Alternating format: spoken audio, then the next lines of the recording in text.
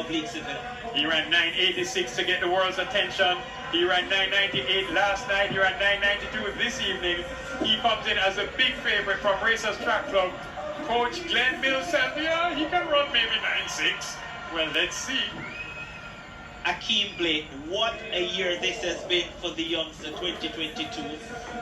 Akeem Blake, only 20 years old, has gone sub 10 twice now, and he is in his best shape ever. Merlin Aki High School is where he attended. Beside him is another Blake, not a young Blake, but Johan Blake. At his best, 9.69. He's now running the fastest time for Jamaica, second fastest time for Jamaica this year, 9.93. He comes with experience and will deliver well. Johan Blake. You can call him Father Blake. Titans Track Club again. This man, he has been through it since winning the Commonwealth Games way back, I think in 2014.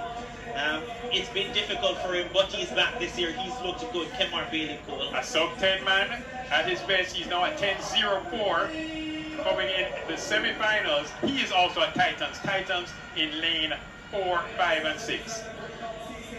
Katrin Gosa has been improving his times each race this season from GC Boston College. Is your outside shot. 10.14 PB in the semis. And then completing the field, the 24-year-old Jelani Walker.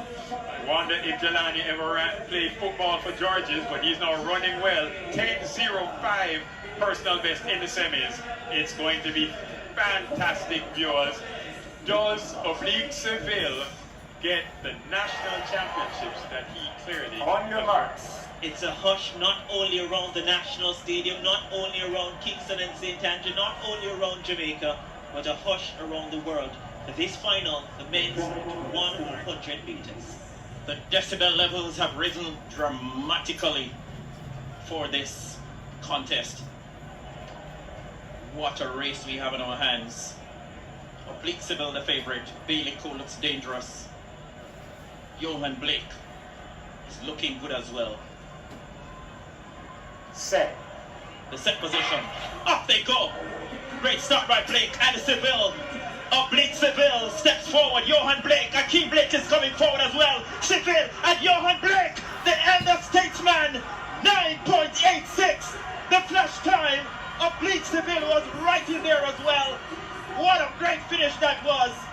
Seville and Johan Blake. And it is the oldest man in the lineup, the most experienced, the elder statesman, Johan Blake, that has gotten it. 9.85 seconds. A stunning season's best for Johan Blake, retaining or winning another national title. That was a fabulous performance. Seville in second, 9.88. And in third, the younger Blake, Akeem Blake, settling for third in 9.93. Yeah, and new personal best for him as well. Off shot, Spencer. Look as if Akeem Blake has pulled. He's been surrounded by the medical officials. Not sure what happened. He's on the ground. Not going to call that. But Johan Blake, when was the last time Johan Blake would have run 9.85 seconds? Many persons wrote him off. They said that he will never get back to that shape. Johan Blake coming here at the National Championships and delivering. The task is big. Semi-final, 2 hours later you come back and run the final. It's about experience and recovery. How do you recover from running hard in the semi-final and return to produce a good performance? I felt this morning in conversation with persons that Blake seemed to be the most experienced person with that particular activity. And of course, his own business, bringing everything together. The best start, Johan Blake, experience over youth. The two youngsters, Seville in lane number 4 and Akeem Blake in lane number 5. And when Seville challenged him, and I have to tell you, Seville ran a spectacular time, Blake kept going. The experience, he's been a world champion, Olympic silver medals in this event. 1, 2, 3, fantastic running. Akeem Blake out third and finished third, but Johan Blake would not be denied this run. Seville running well, gets his second sub 9.9 in a 9.88 performance, but Johan Blake now running into the second fastest time in the world for 2022. You want all your strides to be straight. Akeem Blake has a couple side-to-side steps there, some things to work on. And of course, this is great sprinting. They're all wearing 9 on their numbers, but of course, it was 9. The 2022 Jamaican National Championships featured a thrilling men's 100-meter final, highlighting the depth of the nation's sprinting prowess.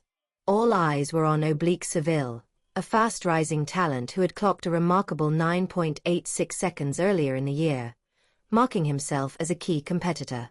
Also in the lineup were the promising Akeem Blake and the experienced Johan Blake, a former world champion determined to show he could still compete at the highest level. Once the race commenced, it became evident that experience would be a major factor. Seville exploded from the blocks, taking an early advantage, while Johan Blake maintained his calm and stayed within striking distance. Akeem Blake kept up with the leaders, staying firmly in the mix. But as they approached the finish, Johan Blake's familiar late-race strength emerged. He powered ahead in the final meters, securing victory with a season-best 9.85 seconds, his quickest time in years.